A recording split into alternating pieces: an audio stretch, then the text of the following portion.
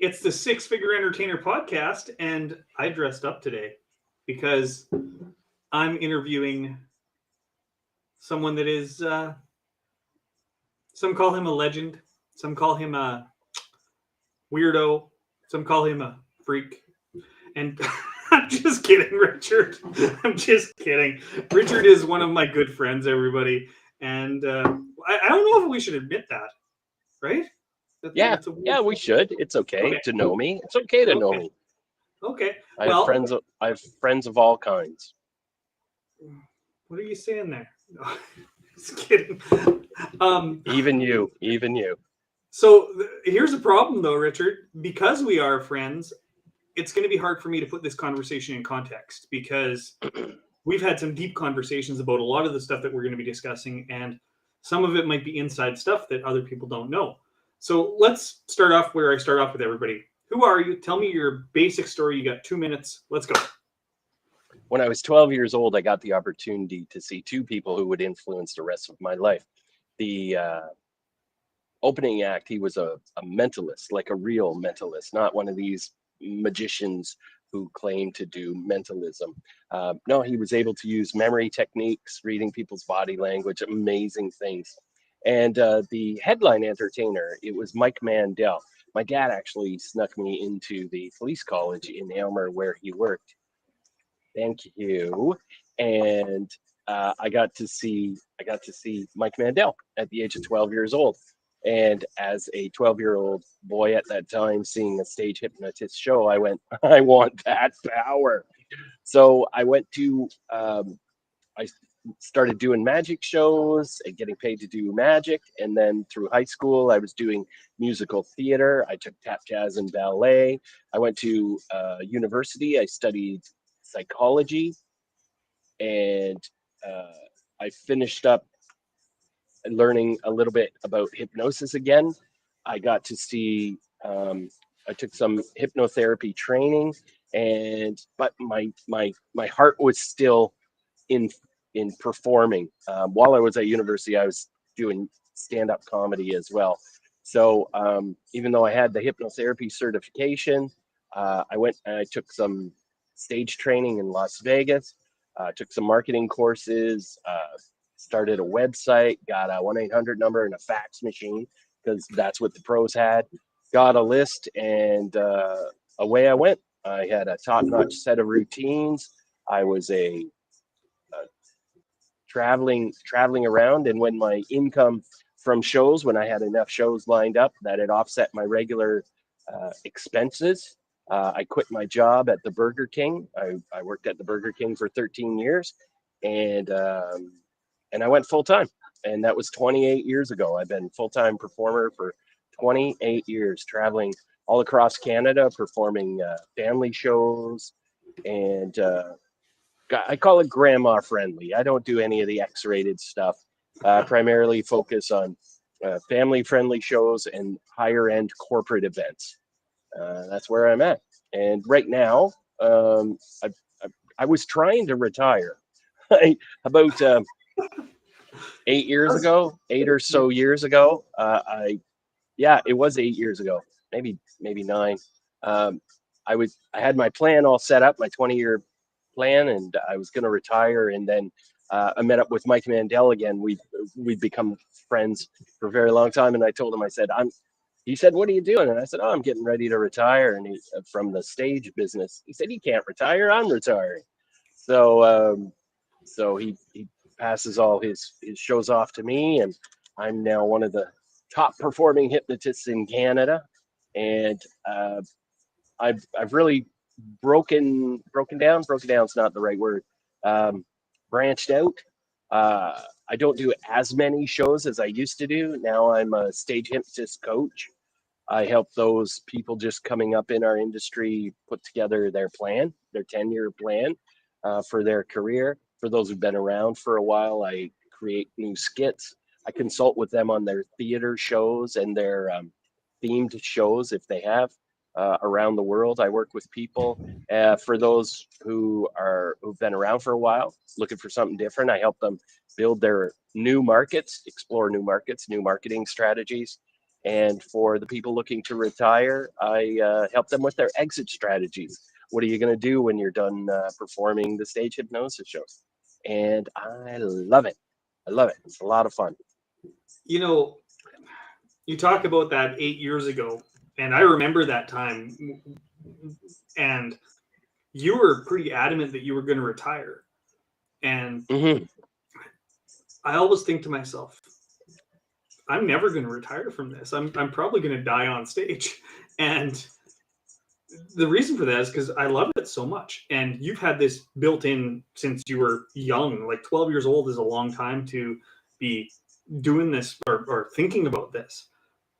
What do you think the difference between the person who is just starting out and the 28-year vet is, as far as things like the career ladder, which I know our opinions on this, but what are, I'm giving you the opportunity to teach here. What's your opinion on the career ladder as far as pricing goes, and as far as the actual ladder goes? I think it's all about maturity. Um, you can't know what you don't know. And looking back on all my years of performing, I realized that I would go I would go to a training, um, and I would sit there and I would listen. And there were people who had been to this training before, and I never understood, why are you coming back? What's that? But after a year of performing, I would go back and the trainer would train the same training, but somehow I was getting something different out of it.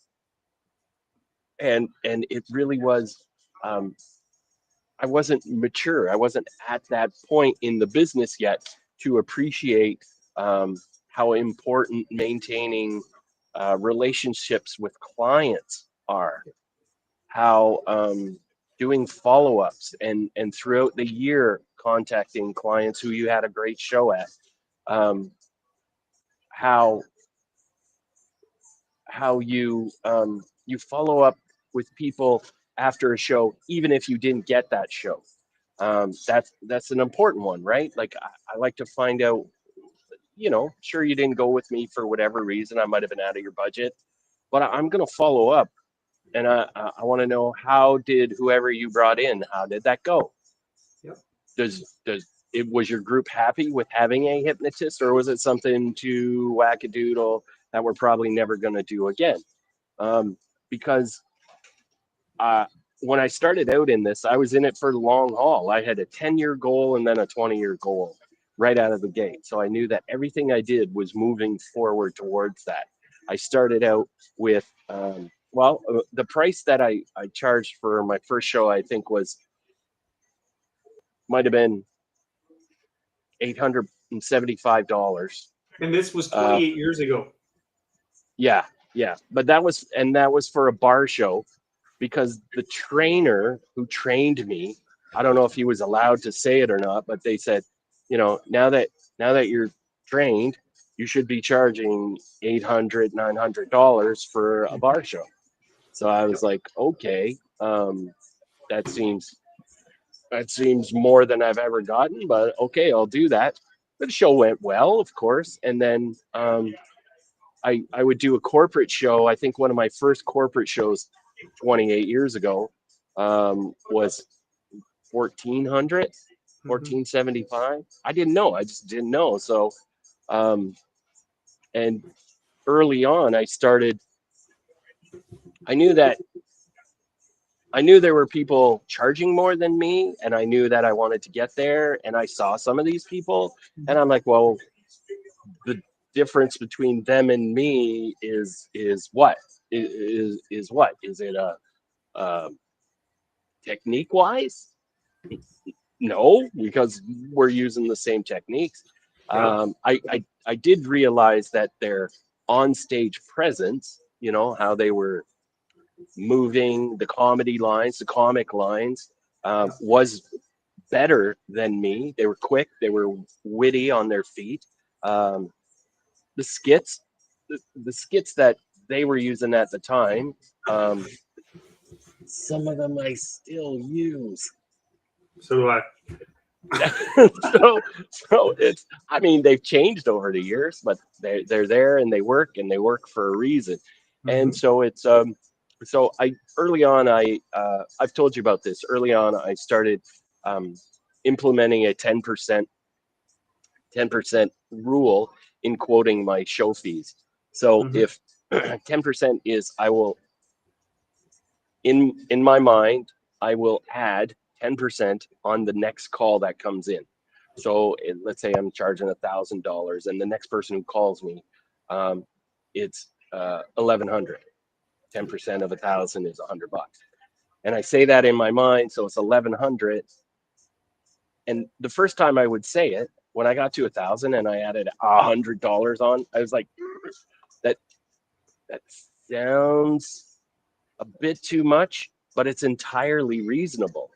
And Yep. it also, so when you quote a fee, you say the fee to the client, and the client will book you based on the confidence of your fee, Yes. of you saying, um, it's 1,500, well, then they know they have some wiggle room. Or uh, whereas if you're only quoting 10% more, it's only 10%, right? So Yep. if the client says, well, that's a bit, 1,100 is a bit more than we were thinking of paying, you could say, well, What were you what were you thinking? thinking of paying? And they go, $1,000. And you go, well, I'll tell you what, just as one time, I'll knock 10% off and we'll Yep. do it. But each year you could go up. I created that idea because there were a lot of people in our industry who say, I can never get more than, I can never get more than 800 Yeah. bucks. I can never get more than 1,000. My area just doesn't pay that much. And it was a Canadian hypnotist and that had said this to me. And so I'm like, well, how much are you charging right now? And they go, $1,000. And I went, oh, so you're getting uh, $1,130, right? And they went, Mhm. what do you mean? Well, Tax. because 13% tax, right? And they were like, well, yeah, but that's okay. Well, your client is able to pay $1,130. So what makes you think you can't just raise it 10%? Just go Mhm. up a little bit more at a time. And And they were like, well, I never thought of it that way. I never thought of it that way. Well, of course. I I look at many people in our industry. It's not just hypnotists. Everybody is accused of this. I'll be mean to everybody. Um, the reason I asked you about the career ladder is I don't see it as personally. I don't see it as entertainment. A person who's 2 years in can have one hell of a show. It's a matter of service on the back end. I feel is often more important than service as far as the actual show goes. I know a lot of hypnotists that don't get paid what you or I get paid, but we serve What our do you mean client. by that? What do you mean by that, service at the back end, or service like after show? No, I mean service when you phone me. I'll give you a prime example. You know my $5,000 birthday party story, where the client called me up and I talked to her like a human being. I found out about what she actually wanted. I didn't just send out a quote. Yeah, the show is $1,500. Didn't just send it out. No, I had a 25-minute conversation with her. At the end of the conversation, I didn't know she was an employee and it was for her boss. And she said, "Yeah, that seems reasonable," to a $5,000 quote. And why did I quote her $5,000? Because I didn't even want the bloody show. But if I'm going to go through this much hassle, I'm going to charge that much. And I figured she would never book me. And as far as I know, I'm the only hypnotist that has ever booked a $5,000 birthday party. Now, I'm sure there's others that are way up there, but really, it was about level of service for the client. It I had think that's nothing to do another with the show. that's another important thing, Jesse. What you just said there, that I told you years ago, was when when you get when you get to a show that you don't really want to do, quote a fee that you can't say no to. That's all right. Well, yeah, I don't really want to do this birthday party, but it sounds like fun. Maybe I do, maybe I don't. How about $5,000? And then they go, okay, sure. And you're like, Darn. Yeah, Now I most of got us to don't do it. realize we're a line item, right? A corporation is going to buy entertainment no matter what, and they have a set budget for that entertainment. So when you're talking to a corporate client, why not just ask them, "Hey, what's your budget for this?" I just had one say my budget is $500, and I said, "Unfortunately, I can't perform for you for $500." I've had others say, "Well, budget for the whole event is $130,000," and I'm like, "Holy potatoes! Who else are you bringing in? Because I'm not that much." It's Yep. crazy how that works when you ask people what they actually need and serve them in a way that they want to be served.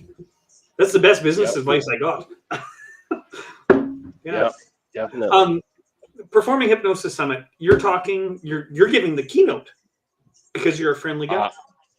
What? Me? What? Yeah. Okay, Yeah. I Hope guess. you're I guess prepared. I am. So we're not going to give the whole keynote away, but really, let's talk about Performing Hypnosis Summit and the other talk you're doing, which is the seven secrets.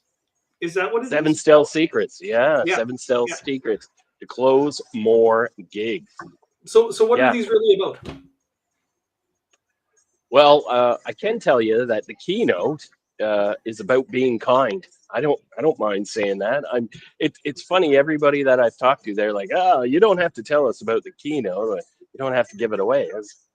Well, why not? It's the first. It kicks off the event, and they're bringing me in, so it's going to be fun, and it's going to be fun and upbeat and happy. The 7 stealth tips to close more gigs is really it's a talk. Sales is kind of a lost art now in this world of automation, AI, outsourcing.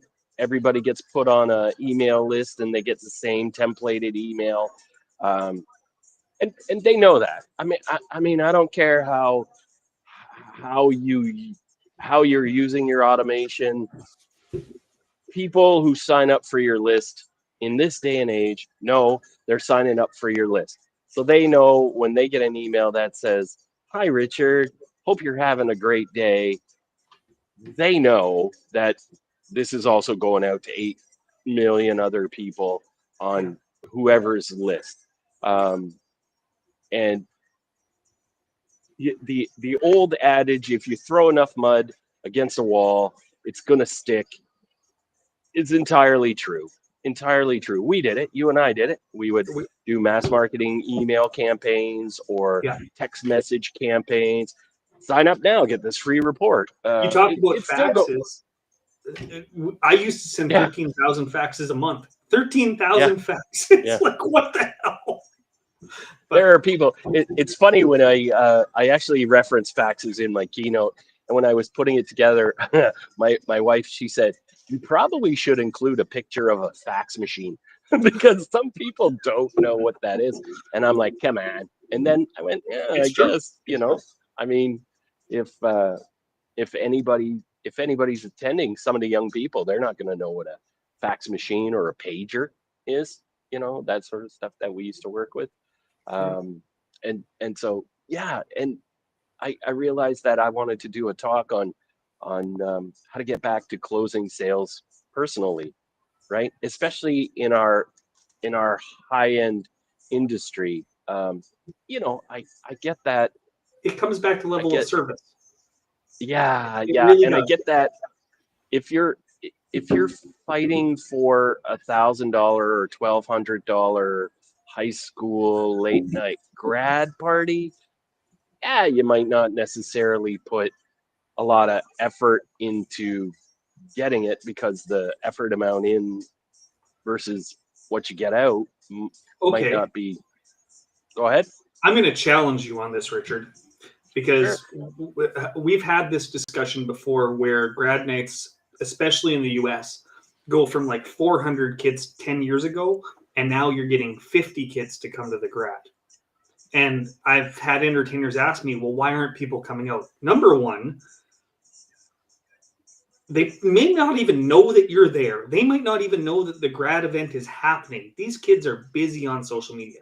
Number two, have you promoted to that actual group in any way, shape, or form? Have you asked the parent committee to send out a memo? Have you sent a video? Have you had any interest generating, not you specifically, but the hypnotists that have had this problem, interest generating marketing go out for that specific group? Because the whole world is out there, and yeah, you can advertise to the whole world, but you have a target audience right there within that group of 400 kids. Why not target it and actually get the message out that you're coming and actually make the event good? It's not just on the parents. They're doing this. You know what?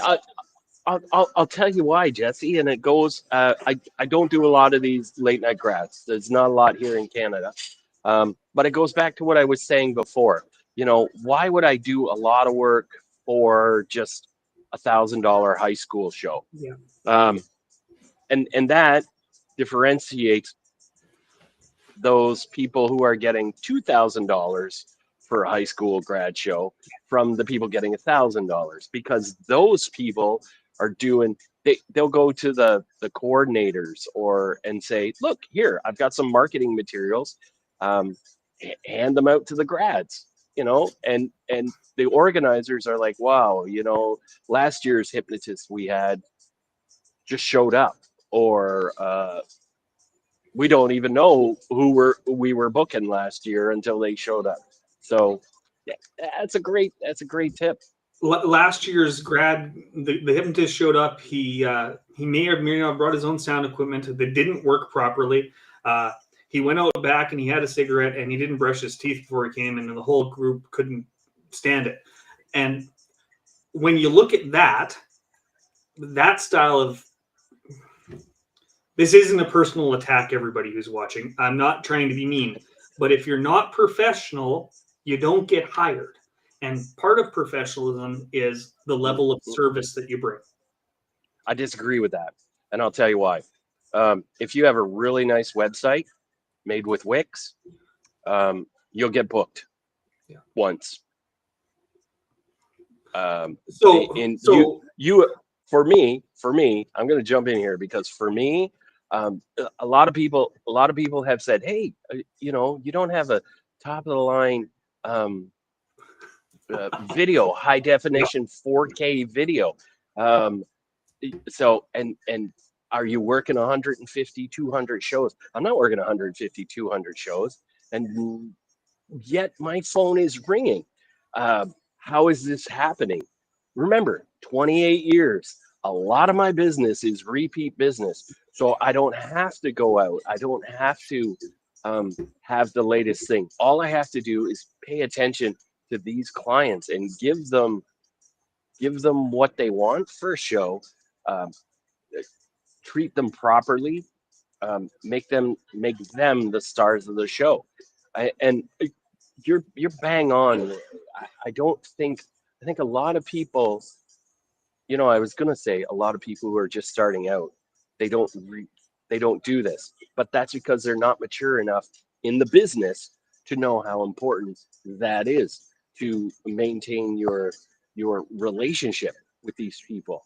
Right now, it's all about making sure I remember my pre-talk, making sure the sound system is set up, making sure the chairs are tied together with zip ties or not. I don't know what it is this week, how it's supposed to be, but that's what they're focusing on, and that's what they should focus on right now. And eventually down the road, you've got a good show. Now you mature in the business, and now you're focusing on those repeat clients and delivering those people a high end, a high quality shows. Agents that you work with, you know, if their client is happy with you, they don't care if you have a 15, 10-year-old video. It's I don't know how to say no. Shut up, Richard. No, I agree with you, because what you're talking about is what we were taught in part one of our trainings. It's the Eisenhower matrix. It's finding what's important and urgent but not important, not important, not urgent, and the other one, and figuring out what you call that? Is. what do you call that? The Eisenhower matrix? Yes, yes. I heard And that. I think I heard that. Well, obviously I did hear that years ago. And I think it was Stephen R. Covey yep, that may have said that. But uh, that's cool. This is amazing. I'm learning something from Jesse Lewis. This is great. This is why he does that stuff, because he puts stuff out that people learn from. so so what I see happening to entertainers in general is they fall into that it's important or it's not urgent or it's not important, but it's urgent. And they get stuck there and they're fighting fire, fighting fire, fighting fire, trying to make their business work. When if they just implemented what you're talking about, which is a rebooking and referral system, that's the gist of it, is they would rebook that client. Instead of getting $1,000 over the course of 30 years, they get $30,000, but they're not focusing on the $30,000. They're focusing on the initial $1,000. And without those rebookings, you don't have a stable business. Yeah. To be, you know, the level that I'm at. I don't do bad. Okay. I'm not the greatest entertainer in the world, but you know the level financially I'm at. To be where I'm at, if I really had to, I could probably survive off rebookings and just my previous clients coming in. You talked about the syndicate last year. How does that work into it? By the way, the syndicate is having a group of other entertainers that can fill in for you. But how does it work in that sense? I'm just going to step back and I'm going to say, you said, if you had to quit, you could get your business could keep going off of referrals. And I think that's another, not a problem with all of us stage hypnotists, but with some of us, we're serial entrepreneurs. And that means we work in our business and we want to do everything. And once we get comfortable with a show, we want to get comfortable with automating the marketing. And so we immerse ourselves into that and we get comfortable with that. And then we move on to, automation and AI, which is new, which I'm learning about because I'm curious about it, right? How am I going to use that to promote my show, and how am I going to use it in my show? So there's always these new technologies that come up that keeps us inspired and keeps us serial entrepreneurs moving forward, even though we might not be focusing on what's important. I've seen it in the magic world.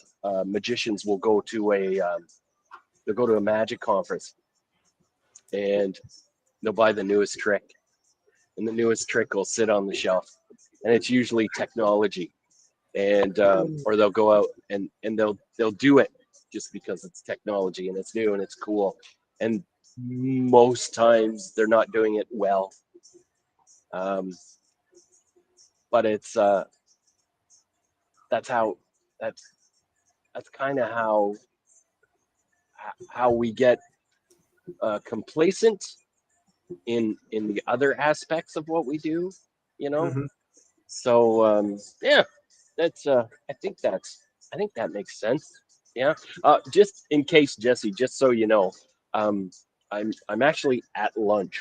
I'm Okay. at Is your lunch, food there? and it is. Thank you very much. And so that's why my that's I don't know if you can hear the music in the A little background. bit. There's this awesome place in Belleville called the Smokin' 116 Bistro. They serve barbecue.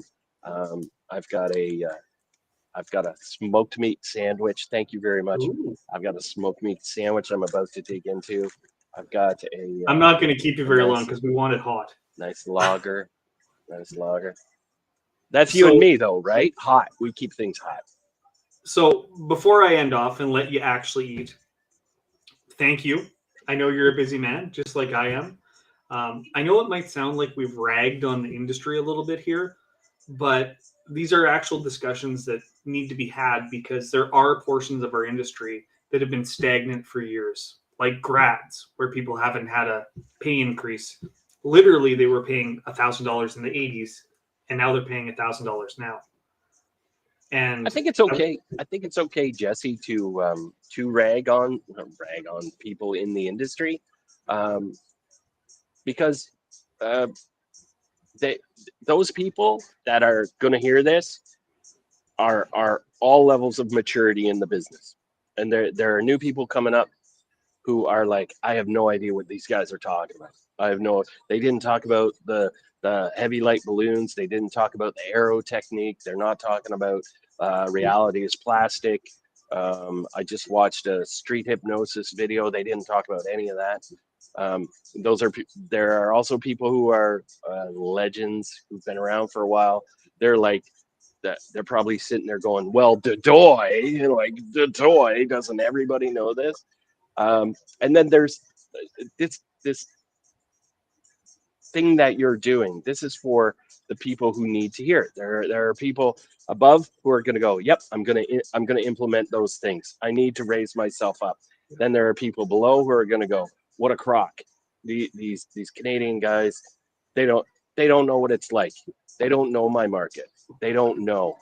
And I know that you and I are both like, we we know we don't know. We can't be everywhere. We can't do everything. All we're asking is you to to try, try it, try it 3 times. Try it 3 times and see what happens. When I watch TV shows, my friends will say, "Oh, you have to watch this new show. You have to watch this new show." And I go, "Okay."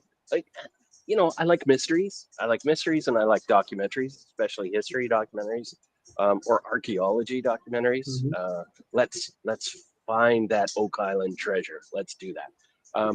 And so, but when it comes to a new show, I will honestly give it a try. I'll give it a try. I'll Yeah. give it 3 shows, 3 full episodes. I'll sit down. I'll watch it. I won't turn my phone on. I'll give it the attention it deserves. And I just try it, because the worst thing that happens is not changing, and whether that means not trying something different or not making yourself better, you're missing out on so much. Just just do it. And I know somebody's going to say, "Oh, you shouldn't use the word try because it implies failure." And by saying it implies failure means you're also saying it implies success as well, because the opposite of failure, you have to have that. You know, so I'm speaking at the Performing Hypnosis Summit too. That's why we're doing this. But in one of my speeches, it starts with, "I'm a failure, and you're probably a failure too." And that's where I begin, because if you can't admit failure, that's ego. And there's no place for ego if you want growth. That sounds really harsh, but it's the truth. If Truth. you can admit that Truth. you're bad at something, you have ability to grow. If you think you're king shit, sorry for swearing, but if you think you're the world's greatest, there's no place for growth. And yeah, maybe you are the world's greatest, but is there proof? Is there proof, and is there a way to improve? You just said, maybe you are the world's greatest. Good for you. I'm about to chow into the world's greatest smoked meat sandwich Yes. If you want to be in let go, I Belleville, can let you go. right? No, I'm just saying, it's all subjective, right? Are being the world's greatest stage hypnotist in if I mean, we've been around, you and I. This always happens. For those just tuning in, this always happens. Jesse will call me up and he'll say, "Look, just one quick thing. One quick thing. It's going to be 5 minutes." And then an hour and a half later, it's like, it's just the way it rolls, man. It's I forget what I was saying. I'm going to let you go anyway. It's time for you to go eat. I'm not going to make people watch you eat, and I'm sorry your sandwich is probably cold. There's so much. No, it just came. It'll be fine. It'll be fine. It's like the because we're so international now, and I work with people. I work with people around the world, in Australia and Belgium, and Netherlands and America and Who are you working England. with in Australia? Is it Matt? Anyways, so Matt's got a great show. He's got a great Top Fun. His 80s show is He is, great. no word of a lie, he is probably our largest celebrity right now, worldwide. I would agree. I would agree. And you know what else he does? He tries different things. He's got this really cool thing because he's originally a DJ. Waka waka waka waka waka waka waka. It sounded like Pac-Man there. You know what I mean? But Yep. uh, but he's a DJ, so he does Club Gnosis. Club Gnosis. I just saw a thing. He's on a cruise ship doing his Club Gnosis, and then he's also doing his Club Gnosis show with a symphony, like a symphony, I saw that. and I'm like, this guy, Patrick Picard out of Belgium, who has a fantastic like little cabaret theater style show, that just And he's not doing a traditional bunch of comedy skits. I'm sure there's some fun in there, but he's doing a mystery style from what I can tell with what he was doing. So there's so many yeah. things to explore. Yeah. And that's what I love. That's what I love. That's what I love about this. And why I'm, I know earlier you said, you'll probably never retire. You'll die performing. Well, of course, we're always performers, but as we mature in the business, what we do performing wise becomes a little bit different. I mean, I have a musical theater background, so now I'm helping people, coaching people on theater shows and blocking and staging, flow of a show, that sort of stuff. Am I out of the business? No, of course No. not. I'm just doing something different in the business, and I think you know what, just saying that, I think the paradigm has shifted. Going back to something else that you said, no longer is it an idea of, I'm the greatest, I'm the best in the world. We now, because we're globally connected, the real pros, the real standout people, are the ones who say, let me help you become better. Let me help you become the greatest. There's a reason for that. Yeah. By helping you grow, you help me grow, and we both make more money. There is no denying that both of us have tripled our fees by working together. That's Sure. the honest truth. And it's amazing that as friends, we can talk about stuff like that and actually kick each other in the butt and say, hey, no, that's some stupid thinking. You got some stinking thinking going on. And we both do it. And it's not about being offended. It's not about thinking that you're the greatest, because Richard, my hypnosis show is better than yours, at least for my audience. For your audience, I don't think so. It's probably not. Think so. No, Right? No. Of course. We can all swing our big watches around, but it doesn't mean we actually have a big watch. Amen. Especially when it's cold like it is in Canada. Exactly. Anyway, Richard, I'm going to let you eat. I'm sorry for keeping you on for 9 minutes while your food cooled. No worries, man. I love you. If you're looking for mentorship, everybody, and I'm serious about this whole conversation was about your learning curve and how to figure out a different level of service and changing what you do on a mental level to understand how to actually get a career out of this. Because that's really what we're talking about. And the fastest way to get rid of that learning curve is to actually get a mentor and a friend and talk to them. And I don't mean a friend that is where you are, somebody else in the industry that you want to be like. Kevin Lepine said it last year in his speech. Find a mentor that you want to be like and then mentor with them. Well, guess what? I'm never going to be Kevin Lepine. Richard, you ever going to be Kevin Lepine? No, he's got awesome hair. Exactly. And if you find a mentor that you want to be like, then that's your best option to actually achieve that. Richard, where can people find you? www.thathypnotistguy.com. And your mentor page, do you have that or not, or is it? I do. I I'm the worst. It's like I'm the worst. It's stagehypnotistcoach.com, stage hypnotist coach. It's also comedy hypnosis coach because stage hypnotist versus comedy hypnotist doesn't matter. Whatever. I'm there, but yeah, I don't promote. It's just like people who like me, and they'll contact me, and away we go. Awesome. Everybody come out to PHS. Life is good. I'll see you next time. This is Six Figure Entertainer. That hypnotist guy, Jesse Lewis as well. Have a great day. Richard Cole, that hypnotist guy.